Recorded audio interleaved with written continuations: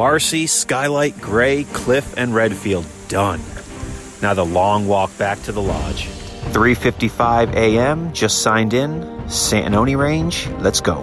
The wind is whipping here in the Seward Range today. Just finished the Macomb slide and my legs are on fire. Well, I fell victim to the floating logs again. Made it to the top of East Dix. Peak number 3 of 5 for today here in the Dix Range. Avalanche Pass. On top of Rocky Peak Ridge. It's like a hurricane up here. Rain and wind here on Tabletop. Whiteface, number 6. Muddy day here on Street and Nye for number 7 and 8. Sunny and blue on Haystack. Algonquin, up in the clouds, number 18. Gothic's number 22. Panther, number 38. Allen, number 45. 7:12 a.m. Big Slide, Adirondack, 46er. You're listening to the 46 of 46 podcast. June 1st, 2019, we finally made it to the month of June. I just passed the 1-year mark from when I officially started my 46er journey back on May 18th, 2018, and a lot has happened since then and a lot of mountains have been climbed. Josh is trying to finish his second round of the 46 this year, so I went with him today and we revisited some mountains that I had no views on when I went last year, thanks to rain, clouds, and mist. A hike I've planned to do again on a clear day. And rain was in the forecast today, however, but that wasn't until later in the afternoon, and the morning was supposed to be nice and sunny. So the 4:30 crew was ready to hit the trail, and it was time for round 2 on Street and Nye. Street and Nye is a roughly 8.5-mile trip with over 2,600 feet of elevation gain on this unmaintained herd path, taking you just shy of both summits before splitting off for a quick finish up each mountain. Street ranks number 31 and Nye sits at number 45 of 46 elevation-wise.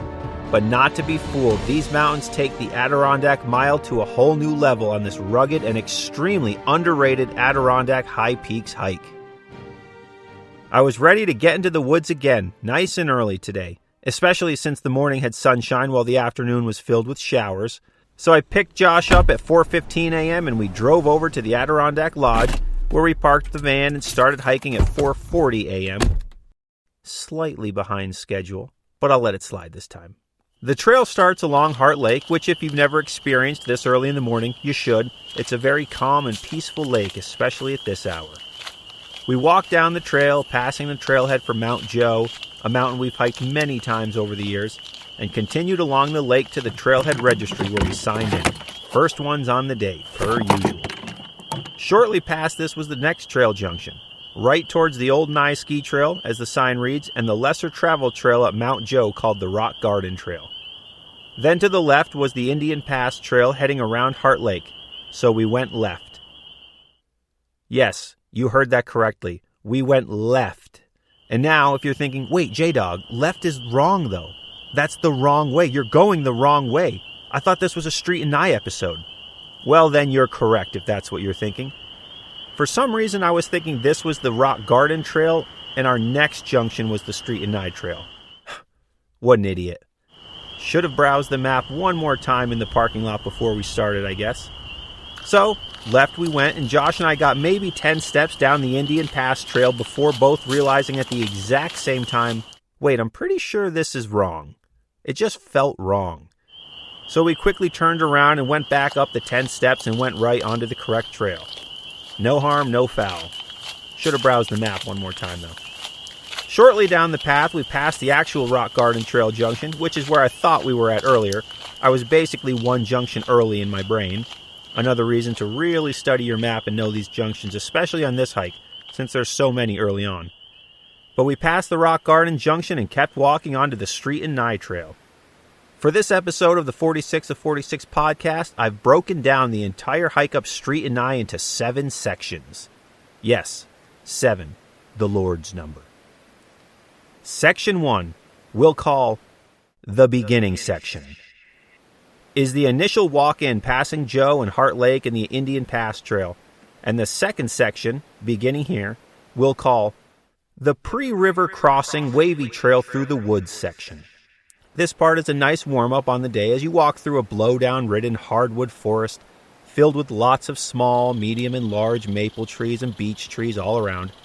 And if you've ever wondered what those trees look like, they're both pretty similar looking with green leaves and slick gray bark, but the leaves give away which is which. Beech tree leaves look like little spearheads, whereas maple leaves are shaped like, you guessed it, a maple leaf, obviously. Any Toronto Maple Leafs fans out there? Let's go Islanders. Anyways, this wavy, flat stretch through the forest is about a mile before coming to the Indian Pass Brook. Crossing the river today was shockingly easy given the time of year, as the winter snow continues to melt along with all the rain we've had this spring. When we got to the river, we examined it for a minute and then took a left about 100 feet and hopped 5 medium-sized rocks to get across. Trekking poles helped a lot for balance during this crossing in particular. But it was fast, easy, and nothing to even give much thought to thanks to the nice river level today. Josh thought the rocks looked way too slick, but we didn't have any issue, thankfully. After crossing the river, the third section of the trail begins. Let's call it the post-river crossing, pre-log bridge crossing section. Section 3. Once over the river, the trail goes to the right, which I remembered from last time I hiked here, to go right. We then came out in a unique-looking green field of sorts. It looks like a tall, grassy field with large trees scattered throughout, almost like a dried-out marsh. From here, the trail climbs up to the left into the woods, again for more flatter and wavy woods walking, similar to the previous mile of trail, albeit with some light elevation gain, but still not much as the hike goes through some very scenic sections of green woods. Eventually coming out to a small stream with a large tree down over it, acting as a footbridge. If you've hiked here before, you know exactly what I'm talking about. It's fun, but very slick, so take it slow because falling off this log would be a hard 4-foot drop into the stream, and nobody needs that fall. Once over this log, you've completed Section 3, the post-river crossing pre-log bridge section. And now on to Section 4 of 7, which we will call the gradual and constant elevation gain along the drainage section. This section number 4, one of the longer ones of the hike, is a gradual yet constant ascent hiking along the stream, and this is where the climbing finally begins. You'll hug a stream, occasionally crossing over the drainage to the other side, then crossing back again, back and forth for a while on this slick, muddy, heavily exposed root-covered trail surrounded by a beautiful open hardwood forest. A lot of slipping and sliding on the mud, and this section number 4 is a constant elevation gain, but since it's a very gradual one, it's not too tough on the heart rate, unlike the next section that awaits you. But this will get the body and heart warmed up for sure. A very open forest during this stretch too, which I'm always into. It's very green, and you can see forever, which is awesome. Josh and I continued hiking up the trail, breathing a little heavier than before, and then we passed a campsite someone set up midway up this section, about maybe 15 to 20 feet to the left of the trail in the open woods, completely breaking the leave no trace principle number 2, camping at least 200 feet away from water, and the fact that it's just not the place to go camping. But anyways, we didn't see anyone at the campsite, however. Maybe they were sleeping still or just not there, who knows. But it was literally right on the trail. So we just carried on with our day, and once the herd path makes its way above and away from the drainage, you've completed Section 4. On to Section 5 of 7, and we'll call this the steep section. Can you guess what this stretch of trail is like? This portion is easily the toughest on the heart rate. For a good half a mile, the trail gets much steeper and a lot of fast elevation is gained here. Time to work. Hope those quads, calves, and glutes are warmed up, and your heart, and your lungs. It's similar to the previous section as far as terrain goes. It's a dirt trail, climbing up some rocks and lots of exposed roots. Typical herd path, just 2 or 3 times as steep as what you've been hiking. And eventually the trail will finish this steeper climb and run next to a giant 12-foot boulder or so, covered in green moss on your left. Once at this boulder, you can now relax as the next, and in my opinion, the most fun section of the hike begins. Section 5 complete. Time for Section 6 of 7, and we'll call this the Adirondack Mile section.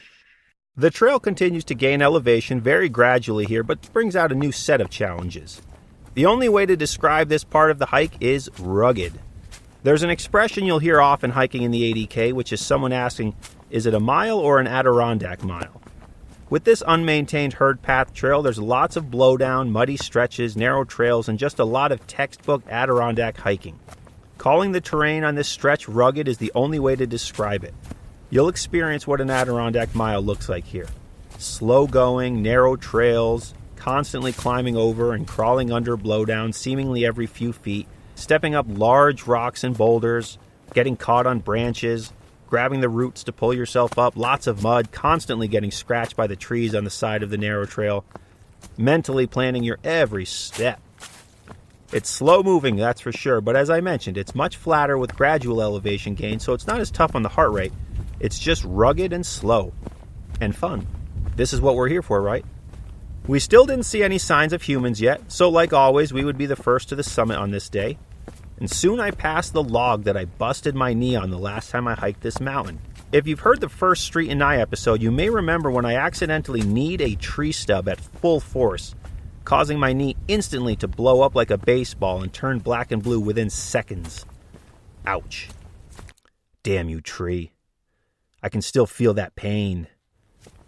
After a while of hiking through this section, which has some occasional views behind you, so make sure you turn around, as we continued winding our way through the remote and rugged Adirondack wilderness, we finally made it to the col, and the trail split for the summits to both Street and Nye. This col is marked with a small cairn and 2 different trees with little carvings in them with arrows. Street left, Nye right. You can't really miss it. Well, you definitely could miss it, but I don't think you will. Since both Josh and I did Nye, then Street when we each hiked here last, we decided to really party today and go up Street first and save the quick hop, skip, and a jump to Nye for the end. Once at the col, the rugged Adirondack Mile Section 6 is complete. But don't think you're finished with this rough terrain. Oh, no. We'll call Section 7 of 7 the Summit Section. Time to summit both peaks. The terrain here, however, does not change, as it's more of the same rugged Adirondack hiking. So, to fuel up, we ate a quick snack, then started making our way the half a mile over to Street, passing some large boulders and the thick trees all around us.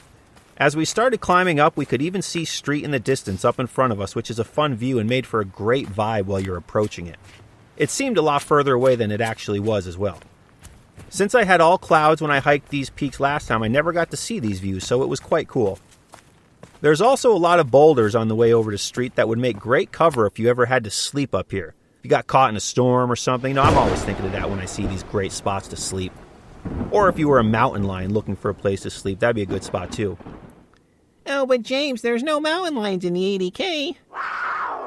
Whatever helps you sleep at night, people. We continued our slower pace through this rugged terrain, climbing up sections, stepping up boulders, climbing both over and under blowdown regularly, and about 21 minutes later, after leaving the col, we came to the brown wooden sign with yellow lettering reading, Street Mountain. 7:15 a.m., roughly 2 hours and 20 minutes from when we started, standing 4,166 feet.